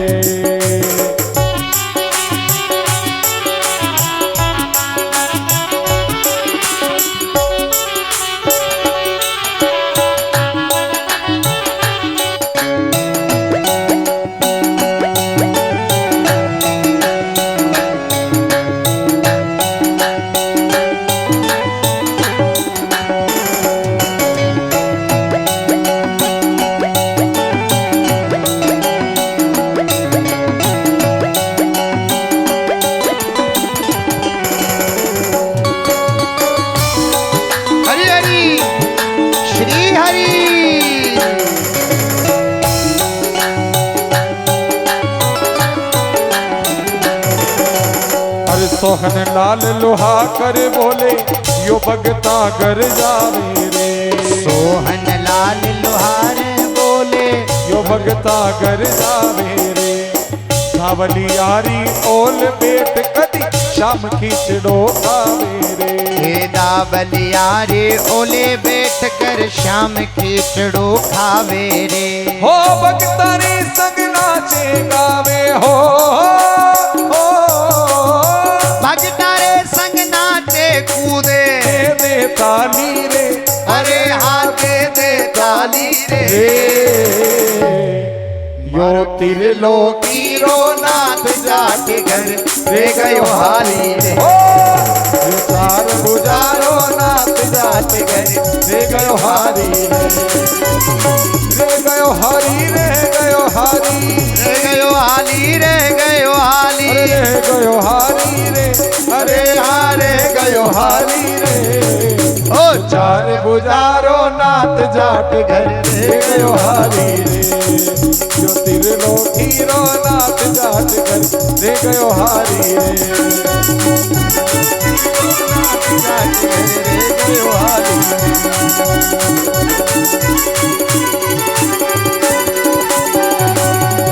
रे ना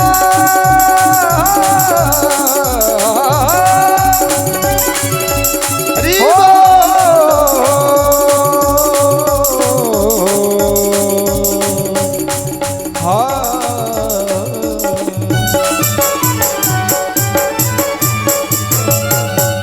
होयो चार भुजारो नाथ जाट घर रे गयो हाली रे। बोलिए भक्त वत्सल भगवान की। की जय। और आज अनंत आनंद के साथ श्री धनाजी महाराज बड़े भाव के साथ अनंत आनंद से यहाँ 8वें शिष्य के रूप में परिणित हुए हैं। पंडित श्री प्रभाकर जी की पुत्री हुई श्री पद्मा, उनके हृदय में भी वैराग्य की धारा बही और 9वें शिष्य के रूप में आज आचार्य चरण के द्वार पर एक और क्रांति हुई महाराज। जहां महाराज भक्ति के परिवेश में, नाम जप के परिवेश में, यज्ञ पूजन साधन के परिवेश में स्त्री को चुप रखा गया था, आज स्त्रियों के कल्याण के लिए भी आचार्य चरण के द्वार खुले और पहली स्त्री शिष्य आज महाराज आचार्य चरण ने धारण करी और उनका नाम हुआ श्री पद्मावती, जो 9वें आचार्य के रूप में विराजमान हुई। इस प्रकार उनका नाम पद्मावती हुआ है। आगे चल करके महाराज भायण में पंडित सुरेश्वर प्रसाद जी शर्मा, जिनके एक पुत्र हैं जिनका नाम है भायण कुमार, जो गायन शैली में बड़े प्रवीण थे और गायन की राग रागनियों को जानने वाले थे। और जब राग रागनियों को जानने का अभूतपूर्व इनके पास कला थी गायन शैली की, तो आचार्य चरण से प्रभावित होकर के अपनी कला का प्रदर्शन करने के लिए काशी पहुंचे और उन्होंने पूरे आचार्य चरण के दरबार में दीपकों को सजाया और दीप राग जब उन्होंने गाना प्रारंभ किया तो उस उनकी राग को सुनकर के दीपक प्रज्वलित हो उठे। ये चमत्कार पूरे काशी नगर में जय जय घोष करने लगा। बड़ी कला के धनी है। और उसी समय महाराज की स्त्री जो भायण से अत्यधिक प्रेम करती थी, वो भी आचार्य चरण के चरणों में पहुंचे और आज दोनों ने मिलकर के आचार्य चरण से दीक्षा की गुहार लगाई और दोनों को दीक्षित किया। आज भायण को नामकरण संस्कार के रूप में 5 संस्कारों से सुसज्जित करके नामकरण किया। सुरसुरानंद जी और उनकी पत्नी को नाम दिया सुरसुरी और दोनों के माथे पर हाथ धारण करके उनको दिव्य ज्योति आत्मज्ञान का प्रकाश करा करके ये महाराज 10वें शिष्य के रूप में आचार्य चरण ने इनको धारण किए हैं। और महाराज आज आचार्य चरण को दक्षिण दिशा में सुरसुरानंद जी और सुरसुरी को मिलकर के भेजा है कि वहां जाकर के आप धर्म की स्थापना करिए। आज इस प्रकार आचार्य चरण की मूर्धन्यता को सुनकर के कलिवी आज स्वयं रूप धारण करके आचार्य चरण के श्रीमठ की महाराज उन सीढ़ियों पर आकर के नतमस्तक होकर अपनी नाक को रगड़ता है। आचार्य चरण ने शंख की ध्वनि कीनी। कलयुग आज भीतर प्रवेश करता है और गुरुदेव के चरणों में, आचार्य चरण के चरणों में प्रणाम करता है। गुरुदेव से प्रार्थना कही गई महाराज कि आपका आगमन कैसे हुआ। कलिकाल कहता है मैं आपके दर्शनार्थ आया हूं, आपका अवतार धरती पर जगत के कल्याण के लिए हुआ है और मैं कलिकाल आपके चरणों में नतमस्तक करता हूं। तब आचार्य चरण अपने शंख को उठा करके हाथ में अपने कमंडल को लेकर के आज कलयुग को प्रेक्षित करते हुए कहते, सुनो कलयुग, इस समय सनातन धर्म की स्थिति तुम्हारे प्रभाव से कली कलमशता में, कलिकाल के इस तुम्हारे प्रभाव के कारण धर्मच्युत होता चला जा रहा है। पर मैं तुम्हें इंगित करता हूं, मेरे द्वारा किए गए किसी कार्य में, मेरे द्वार पर आए किसी व्यक्ति के हृदय में कलिकाल तुमने हस्तक्षेप करने का प्रभाव किया तो मैं अपने तपबल पर तुम्हें समूल जड़ से नष्ट करने की ताकत रखता हूं और तुम्हें भस्मीभूत कर दूंगा। कलिकाल आचार्य चरण के चरणों में प्रार्थना करता है कि जिस प्रकार महादेव तारक मंत्र आप ही के षडाक्षरीय मंत्र की दीक्षा काशी में मरने वाले को प्रदान करते हैं। काशी में जो मरता है उसे मुक्ति मिलती है। क्यों? स्वयं बाबा भूत भावन महादेव आचार्य चरण की परंपरा के षडाक्षरीय मंत्र को उस मरणासन्न व्यक्ति के कान में बोलते हैं और गंगा की तलहटी प्राप्त करके जीव मोक्ष को प्राप्त कर लेता है, वो आवागमन के चक्र से मुक्त हो जाता है। मैं उसी षडाक्षर की दीक्षा में कैसे वंचित रह सकता हूं। पर आज ये कलिकाल भी आपसे दीक्षित होने के लिए आया। कलिकाल ने दीक्षा मांगी कि मैं आपसे दीक्षित होना चाहता हूं। कलिकाल के प्रभाव पर सारे आचार्य, सारे देव भी महाराज आज अपने तपबल पर कहीं संशय की बात रखते हैं, पर आचार्य चरण के चरणों में कलिकाल आकर के नतमस्तक होता है। आचार्य चरण ने कलिकाल के माथे पर हाथ रखा है और एक ही गुरु दक्षिणा मांगी कि मेरे राम नाम तारक मंत्र का जाप करने वाले को कभी कलिकाल का प्रभाव प्रवेश न कर सके। ऐसे राम मंत्र के प्रभाव को आचार्य चरण ने कलयुग के सम्मुख प्रस्तुत किया। आज महाराज नाम के महिमा का वृत्तांत किया, वृतांत किया गया। और महाराज अनंत रूपेण आज आचार्य चरण बड़ी आनंद के साथ में श्री भगवान खूब खूब दिव्यता के साथ में नरहरि नाम के एक और महाराज आचार्य हुए हैं। विघ्नवासिनी माँ भगवती की सेवा करते हैं। पर आज हृदय में माँ भगवती से जब प्रार्थना करी तो जगदम्बा ने वही आदेश दिया, जाओ काशी में जाकर के आप प्रणिपात करो आचार्य चरणों में और वही तुम्हें आत्मज्ञान और मुक्ति का ज्ञान प्रदान करेंगे। तो श्री नरहरि जी भी जब पहुंचे और काशी में आकर के आचार्य चरण से प्रार्थना करते हैं तो आचार्य चरण उनको दीक्षा प्रदान करते हैं और उनका नाम नरहरियानंद जी महाराज हुआ। बोलिए नरहरियानंद जी महाराज की जय हो। ये 11वें आचार्य के रूप में विद्यमान हुए हैं। और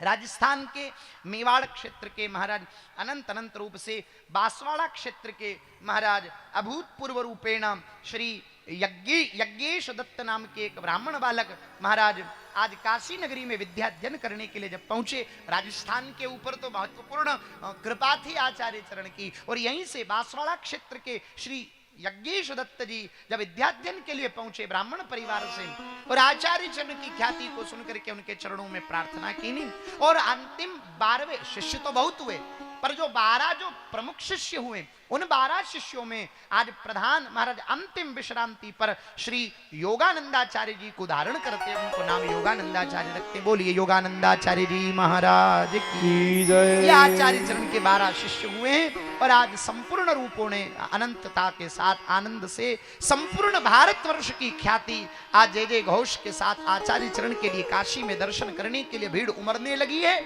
और उसी समय अयोध्या की पवित्र भूमि जहां पर मुगलों का आक्रमण चला और उस मुगलाक्रांताओं ने जहां राम जन्मभूमि के ऊपर एक विवादित ढांचे को खड़ा कर दिया, जिनके लिए लगभग 500 वर्षों की प्रतीक्षा हम सबको करनी हुई। वही कालखंड कितने ही राम भक्तों ने अपनी छातियों पर गोलियां खाई है, कितने ही राम भक्तों ने तलवार से अपनी गर्दनों को कटवाया है, तब जाकर के राम मंदिर को आज हम आप सब दर्शनार्थ उनके दर्शन कर पा रहे हैं। 500 वर्षों की प्रतीक्षा राम मंदिर को लेकर के उसी कालखंड में अयोध्या के राजा नरेश हरि सिंह जी वहां का शासन किया करते थे। और हरि सिंह जी के कालखंड में महाराज जूना खा तुगलक नाम का एक तांत्रिक, मुसलमान तांत्रिक अयोध्या की भूमि पर लाखों की संख्या में मुसलमानों को लेकर के आक्रमण करता है और महाराज आज पूरी अयोध्या नगरी को अपने अधीनस्थ कर लिया। अयोध्या के 4 द्वार है। जो द्वार अवंतिकापुरी के राजा विक्रमादित्य के द्वारा अयोध्या को पुनः जब पाया गया, भी प्रलय के बाद तो पृथ्वी जब प्रलय हुआ तो पता कैसे चलेगा कौन कौन से स्थानों पर क्या क्या बात है। तब श्री विक्रमादित्य जी जब अयोध्यापुरी गए तब कामधेनु स्वर्ग से उतर करके आई और आज विक्रमादित्य के साथ साथ चल करके उन्होंने प्रत्येक स्थान को बताया कि यहाँ पर राम जन्म भूमि है, यहाँ कनक भवन है। ये ऐसे प्रत्येक स्थानों का वर्णन किया, यहाँ सीता रसोई है। सारे स्थानों का वर्णन कामधेनु की गौ के दुग्ध धार से प्राप्त हुए और उन्हीं पर विक्रमादित्य ने उनका निर्माण करवाया था। पर जब मुगलों का आक्रमण रहा, हमारे धर्मस्थलों को तोड़े और केवल राम मंदिर ही नहीं, केवल कृष्ण जन्मभूमि ही नहीं, केवल काशी विश्वनाथ ही नहीं, 26,000 से ज्यादा देव स्थलों को तोड़ करके मूर्तियों को खंडित करके उस पर विवादित मस्जिदों के ढांचे खड़े कर दिए गए।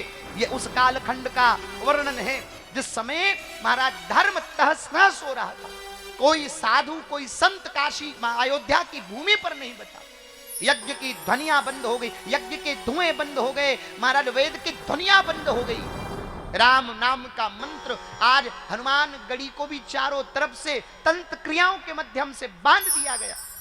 सभी हनुमान जी से प्रार्थना करते, बालाजी अब तो आप कृपा करिए, हनुमान गढ़ी आप अयोध्या के राजा हैं और आप आज कृपा न करेंगे तो कौन कृपा करेगा। तब हनुमंत लाल जी महाराज मानो आज्ञा देते हैं कि शीघ्र ही अयोध्या इस आक्रमण से मुक्त होकर के धर्म की नगरी के रूप में भी आज स्वरूप को प्राप्त करेगी। वही आज्ञा भगवान हनुमंत लाल जी महाराज की हुई और हनुमान जी महाराज राम जी से प्रार्थना करते मने आचार्य चरण जगत गुरु रामानंदाचार्य जी महाराज से प्रार्थना करते। आज हरि सिंह नाम के जो राजा हैं काशी के, 20,000 राजपूतों के सहित महाराज जिनको बलात्पूर्वक मुसलमान धर्म स्वीकार करवाया गया तलवार के बल पर।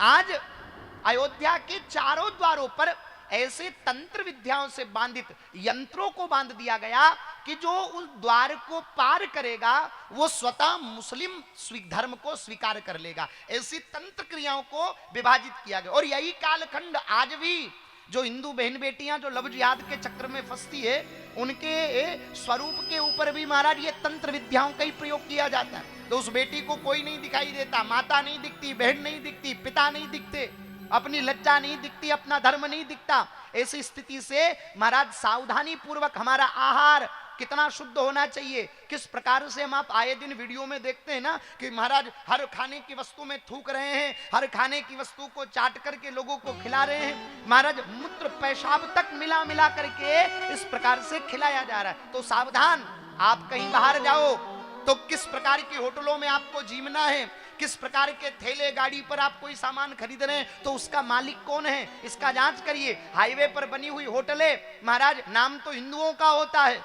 नाम तो देवताओं का होता है, और देखो अंदर तो मालिक चलाने वाले मुसलमान होते हैं। अब पता कैसे करें? तो सबसे पहले जाते ही आप स्कैन करिए, वहां का स्कैनर लगा होता पैसे डालने का, उस पर पता करिए, उस स्कैन करते ही आपको पता चलेगा कि अकाउंट किसके नाम पर है, तब जाकर के वहां आहार ग्रहण करिए। अगर आप अपने आहार की शुद्धि नहीं रखोगे तो मामला बड़ा गड़बड़ होगा। और यही स्थिति हो रही है महाराज। आज हमारी बुद्धि भ्रष्ट क्यों हो रही है? क्योंकि हमारा खानपान अशुद्ध हो गया। अरे महाराज वो अंग्रेजों के कालखंड में तात्या टोपे ने जब बिंदुक के महाराज उस नोक को अपने मुंह से खोलने पर प्रतिरोध जताया, कारण उसके अंदर गौ मांस की चर्बी मिली हुई थी। उसी से महाराज धर्म भ्रष्ट किया गया, अंग्रेजों के द्वारा भी, मुसलमानों के द्वारा भी। और यही स्थिति महाराज अगर हम सहज नहीं होंगे, हम जागृत नहीं होंगे तो स्थिति होगी। सावधान, किसी भी प्रकार से आप होटलों में जाओ, धर्मशालाओं में जाओ, आप कहीं से भी खाद्य वस्तुएं लो तो बड़ी जांच पड़ताल के साथ आहार का ग्रहण करिए, इससे आपकी बुद्धि शुद्ध होगी। चारों द्वारों पर तांत्रिक क्रियाओं से करे हुए मंत्र बीजों को बांध दिया गया, और उन द्वारों पर जो प्रवेश करता, जो मुस्लिम धर्म को महाराज स्वीकार, उनके आयात, कुरान की आयातें उसके मुख से निकलने लग जाती, वो महाराज नमाज पढ़ने लग जाता। ऐसी स्थिति उस कालखंड में जब हुई, तब ये प्रार्थना, जब हनुमंत लाल जी महाराज की प्रार्थना जब वहां पहुंची, उसी समय नरहरिया श्री महाराज हरि सिंह जी, अयोध्या के राजा, जो मुस्लिम धर्म तो स्वीकार कर लिया तलवार के बल पर, अब वो जो लाखों की सेना लेकर के आए थे, जब वो चले गए मंत्र क्रिया करके, तब अयोध्या में किसी की ताकत नहीं रही कि उनको पुनः हिंदू धर्म में ले ले। सारे ब्राह्मणों ने, सारे विद्वानों ने विद्वेष पैदा कर दिया कि तुम मुस्लिम हो गए हो, अब तुम्हें धर्म में कोई स्वीकार नहीं कर सकता, तुम पवित्र नहीं हो सकते, तुम मुसलमान बन चुके हो, अब धर्म की विधा तुम्हारे पास नहीं है। और यही कार्य जब ये प्रार्थना आचार्य चरण जगत गुरु रामानंदाचार्य जी महाराज के पास पहुंची, तो उसी समय आचार्य चरण जगत गुरु रामानंदाचार्य जी महाराज ने धर्मांतरण की आंधी को रोकने के लिए पुनः घर वापसी का अभियान सबसे पहले भारत की भूमि पर आचार्य चरण जगत गुरु रामानंदाचार्य जी महाराज के द्वारा चलाया गया। और शंख की ध्वनि से 20,000 जो बलात्पूर्वक जो मुसलमान बनाए गए थे, पहली पद्धति से महाराज दिव्य शंख की ध्वनि हुई है।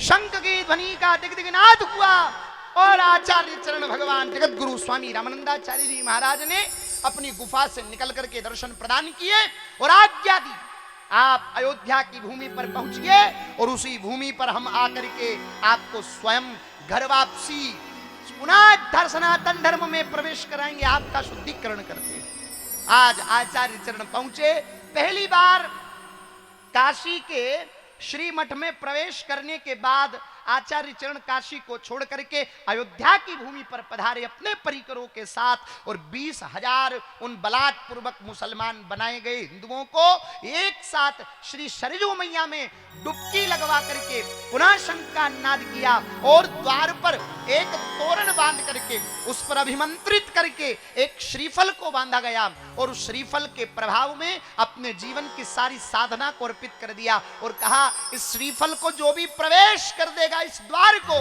वो स्वतः हिंदू धर्म को स्वीकार कर लेगा और वो पवित्र हो जाएगा। ये आचार्य चरण रामानंदाचार्य की घोषणा है। और उसी समय आचार्य चरण को उपाधि संतों ने प्रदान कर दी, हिंदू धर्मोद्धारक यतेंद्र चक्र चूड़ामणि सनातन धर्मोद्धारक आचार्य जगत गुरु स्वामी रामानंदाचार्य जी महाराज की, सनातन धर्मोद्धारक आचार्य जगत गुरु स्वामी रामानंदाचार्य जी महाराज की। और आज 20,000 बलात्पूर्वक बनाए गए मुसलमानों को पुनः हिंदू धर्म में आचार्य चरण ने प्रवेश करवाया। और उस श्रीफल का प्रभाव, जो लाखों की संख्या में मुसलमान धर्मांतरण करवाने के लिए आए थे, उस द्वार पर प्रवेश करते ही उन्होंने भी हिंदू धर्म स्वीकार कर लिया। और वस्तुतः देखा जाए, जो आज अपने आप को मुसलमान कहते हैं, जरा उनका टीपणा खोल करके देखो ना, तो 2, 4, 5 पीढ़ी के बाद में उनके बाप का नाम भी हरिराम निकल जाएगा। हाँ, है तो वही हिंदू है ना महाराज। भाई बलात्पूर्वक बनाए गए, अपने आप को भले मुसलमान कहते, पर है तो धर्म हिंदू धर्म की है। एक छत्र राज्य शासक केवल और केवल सनातन का भूमि पर रहा। आचार्य चरण की दिग्विजय अभूतपूर्व रूपेण समग्र जाति के लिए, समग्र धर्म के लिए। और आज काशीपुरी में आचार्य चरण जब पुनः आए हैं, अंतिम चरित्र फिर विश्रांति की ओर चलेंगे। आचार्य चरण के लीला को लेकर के एक और विभत्स वर्णन इस काशी की भूमि पर जब हुआ, महाराज दिल्ली से ऐसी आपत्ति पूर्वक जजिया कर जब हिंदुओं पर के ऊपर महाराज आज मुगलाक्रांताओं के द्वारा लगाया गया, 12 प्रकार के जजिया कर लगाए गए। हिंदुओं का दूल्हा घोड़ी पर नहीं बैठ सकता, मोहर्रम के समय किसी प्रकार के हिंदू उत्सव नहीं होंगे, किसी प्रकार से मंदिरों का निर्माण नहीं होगा, मंदिरों से किसी प्रकार की शंख ध्वनि नहीं होगी, आरती नहीं होगी। हमारे कुंभ मेलों पर कर लगाया गया, हम बिना टैक्स दे करके कभी तीर्थ यात्रा नहीं कर सकते थे। आज इस प्रकार का षड्यंत्र जब भारत की भूमि पर लगा और महाराज हिंदुओं की पुत्रवधुओं को बलात्पूर्वक महाराज हरण करके ले जाया जाता और उनके चीर को हरण करने का, शील को भंग करने का कार्य किया जाता। इसके पश्चात महाराज धर्मांतरण की आंधी चली, जबरदस्ती बलात्पूर्वक हिंदू को मुसलमान बनाने का क्रम चल पड़ा था। ऐसी स्थिति पर आज महाराज इस प्रकार के जब जजिया कर लगे और ये प्रार्थना सारे विद्वानों की संगोष्ठी हुई काशी में और सबने मिलकर के निर्णय लिया कि क्या किया जाए। बोले इस समय केवल और केवल एक ही आचार्य चरण है जो हम सबको पुनः जीवन दान दे सकते हैं। और आचार्य चरण जगत गुरु रामानंदाचार्य जी के चरणों में सभी विद्वान आकर के पड़े हैं। सभी आचार्य मत मतांत तो जब पहुंचा, आचार्य चरण ने कहा निश्चिंत चिंता मत करिए। प्रातः काल ब्रह्म वेला में आज आचार्य चरण ने 5 बार शंख का नाद किया और उस 5 बार शंखनाद की ध्वनि का प्रभाव रहा कि जितने भी मुल्ले मौलवी थे उन सबके कंठ अवरुद्ध हो गए। जब भी वो अजान पढ़ने के लिए जाते तो उनके कंठ से आवाज नहीं निकलती। जब अपने धर्म की इबादत करने में जब उनको बाधा आई, पूरा काशी नहीं पूरे भारत की प्रत्येक मस्जिदों पर जब अजान बंद होने लगी, उस समय सब घबराए अब क्या होगा। और इनकी एक कमेटी बैठी और सारे मुल्ले मौलवी मिलकर के कमेटी का निर्णय कबीरदास जी के पास आते हैं और उनसे प्रार्थना करते हैं कि आप इस संकट को आप ही दूर कर सकते हैं। तब कहा कि आचार्य चरण के अलावा कृपा करने वाले कोई नहीं, पर तुमने जिस प्रकार हिंदुओं पर अत्याचार किया है, अपने धर्म का वर्धन करने के लिए दूसरे धर्म का संहार किया, ये तुम्हें कभी क्षम्य नहीं होगा, इसका अपराध तुम्हें भोगना पड़ेगा। आचार्य चरण ने डांट फटकार लगाते हुए कहा कि जब तक मुसलमान गयासुद्दीन आक्रांता के द्वारा, दिल्ली के शासक गयासुद्दीन उस समय में था, जब तक हिंदुओं पर लगे हुए 12 जजिया कर नहीं हटेंगे, तब तक मुल्ले मौलवियों के कंठ भी अवरुद्ध हुए बिना नहीं रहेंगे। और महाराज उसी समय लिखित में प्रमाण मांगा कि लिखवा कर लेकर के आओ दिल्ली से बादशाह से, तब मैं शंख की ध्वनि से तुम्हारे कंठों को पुनः खोलूंगा। और आज आचार्य चरण की ये क्रांति पूरे भारत के लिए, जो जजिया कर से ये पूरा हिंदू समाज आक्रांतित था, उस कालखंड में आचार्य चरण ने मात्र अपने शंख की ध्वनि से ये 12 जजिया करों को हटवाया और पुनः मंदिरों में शंख की ध्वनियां होने लगी, घंटियां बजने लगी, दिग्नाद होने लगा, यज्ञ की जय जय घोष होने लगी, स्वाहा स्वधा की आवाज सुनाई देने लगी, वेद मंत्र सुनाई देने लगे, नारियां आनंद से विचरण करने लगी। महाराज आज आचार्य चरण ने उद्घोष किया कि राजा अगर घोड़ी पर बैठ करके निकल सकता है तो हरिजन भी घोड़ी पर बैठ करके निकलेगा। यह आज्ञा आचार्य रामानंदाचार्य जी महाराज ने उस कालखंड में प्रदान कर दी। जाति पाति के बंधनों को तोड़ करके आज समग्र में एक सनातन के डंके को बजाया। बोलिए जगत गुरु स्वामी रामानंदाचार्य जी महाराज की जय। इस प्रकार आचार्य चरण की धर्म यात्रा काशी के मूर्धन्यता पर स्थापित हुई। आचार्य चरण का कालखंड 12 शिष्यों का। अब कल उनकी दिग्विजय यात्रा का दर्शन हम करेंगे। पूरे भारत में कहां कहां आचार्य घूमे, 36 द्वारों की स्थापना और वैष्णव परंपरा के जो उनके द्वारा आचार्य चरण के द्वारा जो गोत्र उत्पन्न हुए उनकी संपूर्ण लीलाओं का वर्णन कल की चर्चा में सुनेंगे। आइए भगवान नाम संकीर्तन के साथ आज की चर्चा को विश्राम की ओर लेकर के। गोविंद जय जय गोपाल जय जय गोविंद जय जय गोपाल जय जय राधा रमण हरि गोविंद जय जय राधा रमण हरि गोविंद जय जय गोविंद जय जय गोपाल जय जय गोविंद जय जय गोपाल जय। बोलिए कृष्ण कन्हैया लाल की की जय। श्री